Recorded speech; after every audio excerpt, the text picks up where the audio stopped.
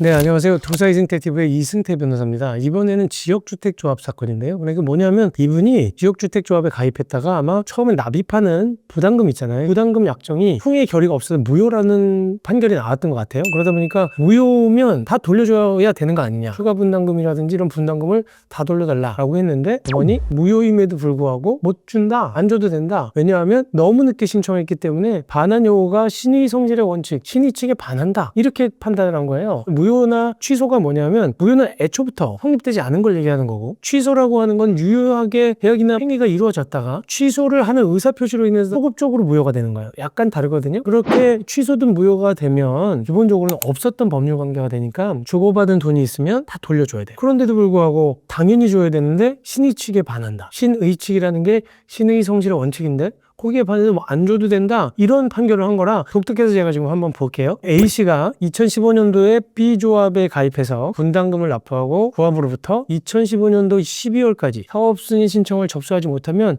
환불한다 라고 하는 환불보장 약정 확약서를 교부해 줬어요. 그런데 이 사업 신청은 2016년도 5월에 이루어진 거예요. 한 6개월 정도밖에 안 걸렸죠. 그리고 나가지고 이 사람이 중도금 대출을 받고 납입해야 되는 돈을 연체하다 보니까 조합은 이 사람을 제명했어요. 원래는 지금 환불해 주겠다라고 확약서가 있었기 때문에 확약서에 기해서 돈 돌려달라, 왜냐하면 12월까지 사업 승인 신청 접수 안 하면 환불하겠다라고 했는데 6개월 후에 늦어졌으니까 나한테 내놔라라고 해도 될 것 같은데 환불 약정이 최초 총회 결의가 없었다. 그렇기 때문에 애초부터 무효다. 아예 무효기 때문에 이거를 유효라고 착오해서 조합원 계약에 가입 계약을 체결했다. 그러니까 다 무효다. 돈 돌려달라. 그러니까 이거는 착오에 의해서 취소를 하면서 무효가 된 건데, 사실은 이게 주장이 약간 좀 애매한 부분은 있습니다. 그러니까 뭐냐면 총회 결의가 없어서 무효는 무효고, 자기가 착오를 했으면 또 취소의 의사표시를 전달해서 무효화 시켜가지고 받아내는 건데 둘 다 주장을 한 거예요. 그랬더니 대법원이 뭐라 그랬냐면 1심하고 2심에서는 당연히 이 사람이 이겼어요. 이겼는데 대법원은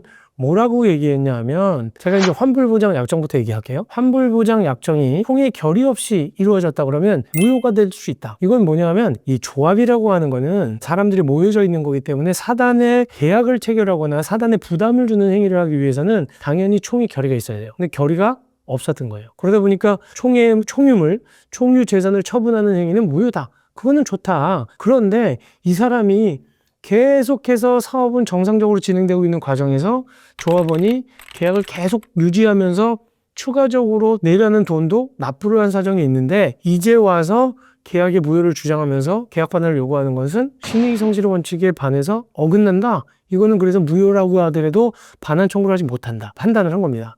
무슨 얘기인지 이해가 가시죠? 그래서 법원에서 또 이런 판단을 하는데, 조합원이 환불보장 약정의 무효나 그에 따른 조합가입 계약의 무효 또는 취소를 주장하지 않고 있는 동안 정상적으로 조합이 진행이 되고 환불보장 약정과 관계없이 이 조합원이 계속 추가 분담금을 납부했다 그러면 더 이상 무효 또는 취소를 주장하지 않는다고 보는 것이 신의 성질의 원칙에 맞다. 그걸 넘어서 돈 달라고 하는 거는 권리남용에 해당할 수도 있다. 이렇게 주장을 한 거예요. 내가 갖고 있는 권리라고 해서 항상 쓸 수 있는 건 아니에요. 신의 성질의 원칙에 반하거나 권리남용에 해당한다면 안 된다는 거. 그래서 이 판결도 잘 봐야 된다는 거예요. 그러니까 제가 정리해드렸죠. 대법원에서는 이 사람 주장을 약간 정리를 했어요. 환불보장 약정은 총회 결의가 없었기 때문에 무효다라는 게 하나고, 그거를 내가 잘못 믿고 사고에 빠져서 계약을 했기 때문에 내가 취소를 시켜서 무효가 됐다. 다른 얘기예요.